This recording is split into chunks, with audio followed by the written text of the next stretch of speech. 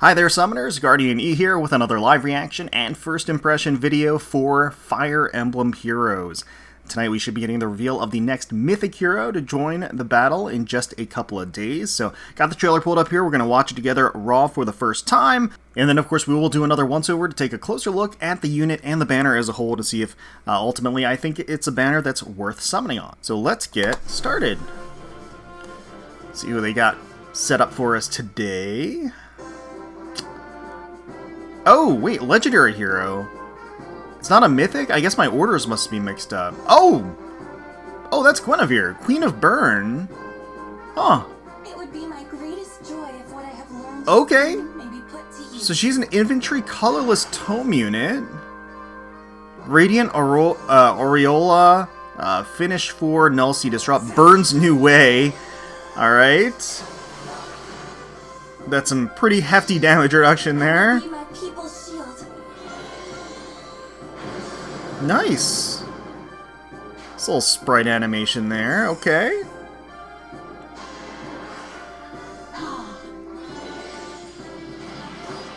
So it's showing her tank a couple of hits here. So maybe there's gonna be like successive effects for each like engagement. I don't know. Okay, well we're gonna take a closer look for sure. These heroes are also on the banner. Hel, Uller, Xander, Asker, okay, Veronica, Alir, Chloe, Famortis, Jeffrey, Yuri, Haether, okay. 8%, right, that is standard. And starting on the 30th and going for about 2 weeks. And I think that's... Is that going to be it for the banner? Okay. Okay, alright, so we are getting Guinivere, legendary Guinivere, Princess of Bern, starting on the 30th of June. And going for approximately 2 weeks. I certainly wasn't really expecting that. Well, clearly, I was expecting a mythic hero, so I was like way off today. I thought we got... we got Hinoka last, right? So we're getting 2 legendary heroes in a row. I mean, I guess it's not unprecedented. It's just a little strange. So, okay. Well, let's take a closer look at Guinivere here and what she's got to offer. All right. So here we got Princess Guinivere as an infantry colorless tome unit, art by Asatani Tomoyo, doing a great job as usual. Although I will say that she looks a remarkable amount like her original version in the game, like. Almost identical. I think like the main primary difference is obviously the crown, the glowing book, and then the cloak that she has there. I mean, that certainly does add to her regal appeal. It does give a little bit more opulence to her look. It's very fitting, and she does look good. It's just, again, I think it's very, very similar to her original incarnation in the game. But she looks great. The deep crimson and the gold work really well together. She has this air of sophistication that comes through cleanly. It's quite nice. So Guinivere's weapon is Radiant Aureola, 14 might, has a killer slaying effect. It is effective against magic foes. If foe initiates combat or if foe's HP is greater than or equal to 75% at the start of combat, grants +5 to all stats to unit, deals damage equal to 20% of unit's res, reduces damage from foes' attacks by 20% of unit's res, excluding AoE specials, inflicts special cooldown charge -1 on foe per attack, only highest value applied, and disables foes' effects that calculate damage using the lower of foes' defense and res, excluding when dealing damage with AoE special during combat. Alright, so out of the gate, she is set up to be a mage killer, an enemy phaser, and a lot of her abilities and effects in general scaling off of her res stat. So she's going to have a sizable res stat, which is something that we would have expected out of Guinivere here. Killer slaying effect is always going to be solid. Getting a stat boost when enemy phasing, having effective damage against all magic foes is quite good, and then essentially getting a mini iceberg, right, upon attacking in any case. So she's going to get a fixed set of damage scaling off of her res. She's also going to get damage reduction that's a fixed amount, that's a percentage scale off of her res. So 20% of her res is going to be a fixed amount of damage reduction as well. And then actually reducing the enemy's ability to gain special charge, and then of course also eliminating adaptive damage too on the enemy. So overall, a nice package of abilities in this particular tome. You get Iceberg for the special, Speed Res, Finish 4 for the A slot. So Speed Res Finish 4 is going to give a nice little boost to those two particular stats, give her a little bit of fixed damage whenever she procs her special, and then additionally is going to allow her to heal upon attacking the enemy, so that's going to keep her nice and healthy. Null C Disrupt 4 for the B slot. Inflicts attack speed -4 on foe, neutralizes effects that prevent units counterattacks, and reduces damage from foe's first attack by 30% during combat. Huh. That's an interesting take on... that's an interesting take on a tier 4 for Null C Disrupt. Because it kind of just like slapped together like a bunch of things that are just kind of useful on B slots, and then traded it for like nothing, you know? Like it gives a stat debuff to offensive stats on the enemy, which is solid. Provides some damage reduction as well. And it's just like those things aren't necessarily like specifically tailored to like the Null C Disrupt line, like in terms of enhancing it. They're just good abilities to have tacked onto the B slot. So I guess in some way it feels a little bit lazy, but that doesn't mean it's not good. It's actually quite good. It's actually very good. It's making Null C Disrupt a lot better. It just does, it kind of like picks some low hanging fruit, I guess, to make it better. But that fruit is juicy. I mean, that fruit is definitely going to be very, very useful, and units are definitely going to want to use this for sure. Bern's new way for the C slot. So this is her own unique C slot skill. Restores 7 HP to allies within 3 spaces of unit after combat. If unit is within 3 spaces of an ally, grants +5 to all stats to unit during combat. Grants special cooldown charge +1 to unit per attack. And restores 7 HP to unit after combat. So they're kind of going all in on like the restoration and keeping her healthy, combining that and synergizing that with the Finish 4. That's also going to allow her to heal. The 7 HP after combat heal is going to be nice for her as well as allies, and she's going to get most of her advantages as long as she's within 3 spaces of an ally. That does give her a nice little bit of support utility to her team by giving restoration to her allies within 3 spaces, and that is a pretty wide range, so that is definitely going to take effect and is going to be quite helpful. And then getting the additional +1 charge is nice too. That synergizes, of course, with the Speed Res Finish 4, because that has fixed damage with her special, and then the additional special charge is going to allow her to proc Iceberg more frequently, or whatever you slot in for her special.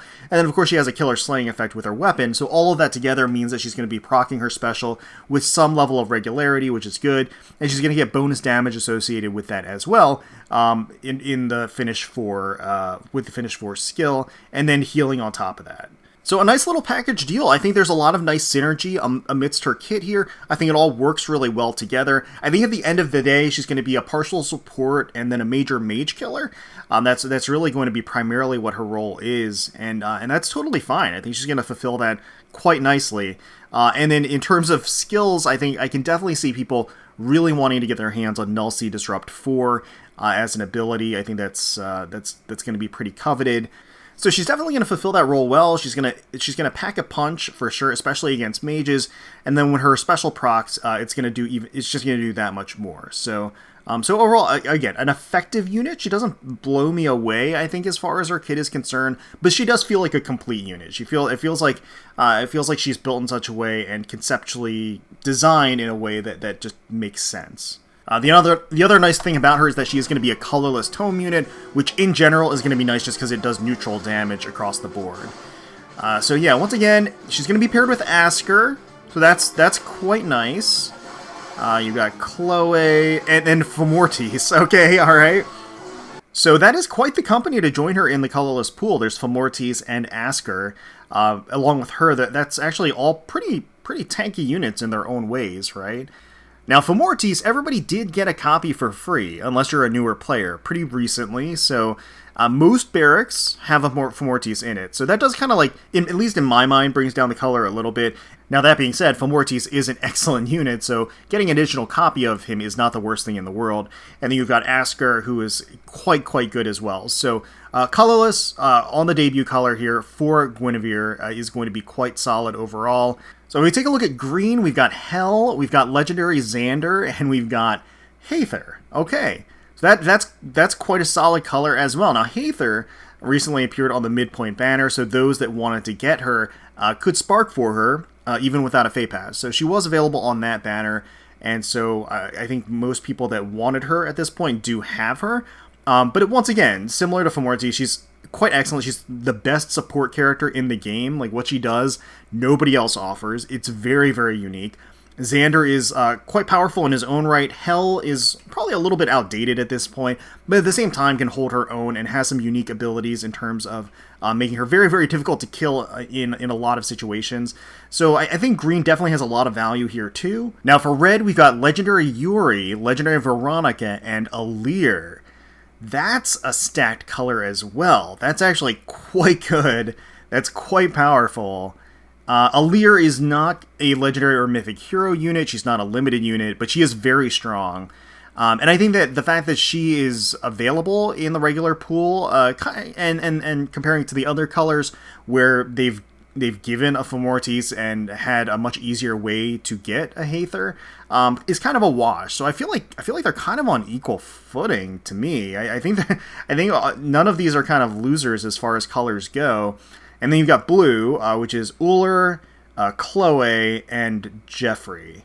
So that, maybe I spoke too soon about the loser category. I mean, I think Uller is still quite strong. She is a mythic hero. Chloe, also a great character, has a lot to offer as well, but she's in the regular summon pool. And then you have Jeffrey, on the other hand, who also is in the regular pool. I think his function is a little bit more niche in terms of what his weapon provides.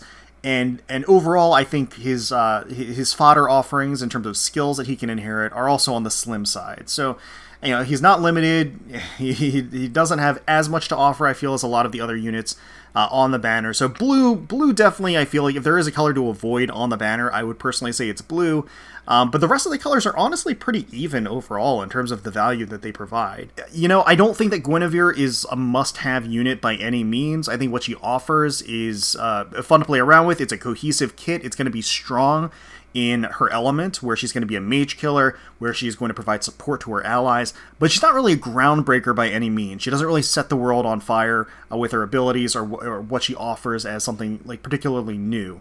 And then the banner as a whole, it's solid. I wouldn't say it's that remarkable as a whole. I think every color kind of has its dings to it, only in terms of like the offerings of the units, in that they've been available easier elsewhere, I guess, or they suffer as a whole with the selection like blue. So I don't know. I feel like this is a pretty easy pass unless you are a fan of Guinevere, in which case, of course, go for her. That's the most important thing to consider. If you're a fan of the character, go for the character, because she's gonna be solid, she's gonna be great, and you're gonna be able to rip up the battlefield with her for sure.